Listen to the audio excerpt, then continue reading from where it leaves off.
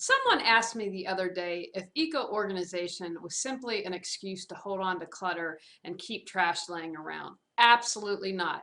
Now, if people are hoarders, they're organizers specially trained to deal with hoarders. There's a whole psychological aspect to it. But being an eco-organizer has nothing to do with trash. There was an article the other day in the local paper about an artist who took what people considered trash and made art out of it.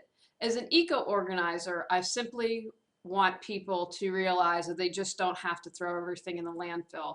A lot of times when I watch the professional organizing shows on TV, I cringe because there's all this perfectly good stuff just being chucked into the dumpster, which is going to end up in the landfill.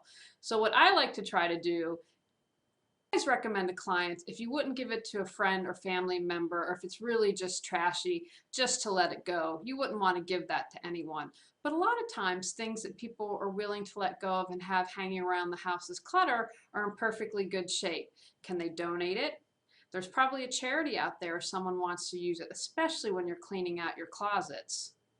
Being an eco-organizer is not another excuse to hold on to trash. Sure, it might take you a few minutes to set up a recycling center, but that's something that's going to save you time in the long run. I found that with all my clients, when we set up at the beginning how to separate everything and have a plan in place, it saves them money in the long run because they're able to get a tax write-off, sell an item for something. So a little time in the beginning can go a long way in saving you money as well as time.